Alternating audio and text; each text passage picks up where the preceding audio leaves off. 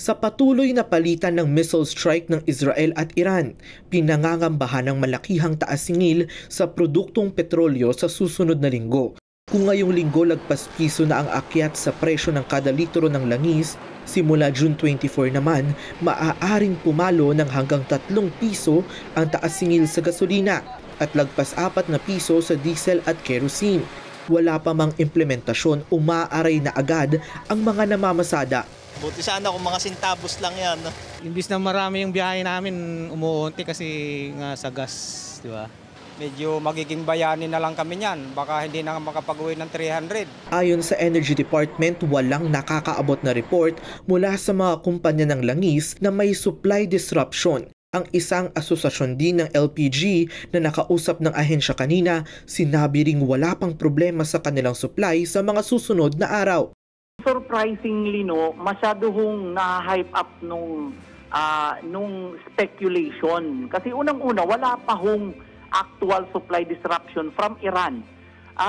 Lalo na yung Persian Gulf. Wala ho talagang blockage ng Strait of Hormuz. Even to the extent na magkaroon ng disruption ng Iran, hindi naman ho siya ganun kalaki. Ang major client ho niyan ay China, India, Japan, South Korea, other Asia countries. Sa napipintong pagsipa ng presyo ng langis, sinisiguro ng gobyerno ang pagbibigay ng fuel subsidy sa mga driver at operator ng pampublikong transportasyon, mga magsasaka at mangingisda. Bukod dyan, pupulungin ng Energy Department ang mga kumpanya para sa iba pang posibleng aksyon para maibsan ang hirap ng mga consumer.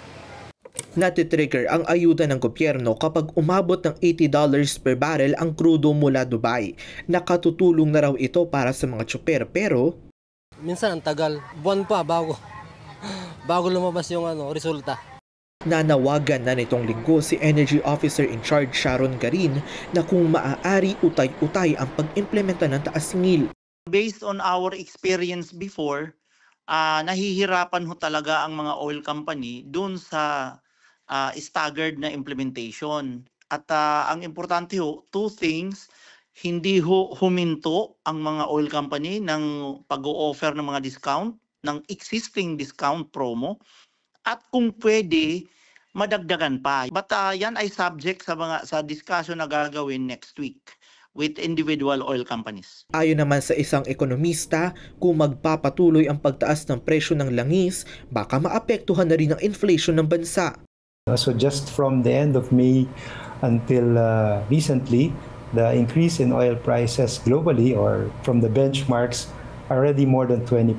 This can of course be very painful for an economy that is fully dependent on oil imports. So since we practically don't produce anything.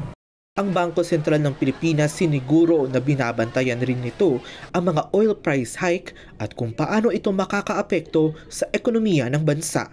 Para sa impormasyong napapanahon at on-demand, Jello Mantaring, Newswatch Plus.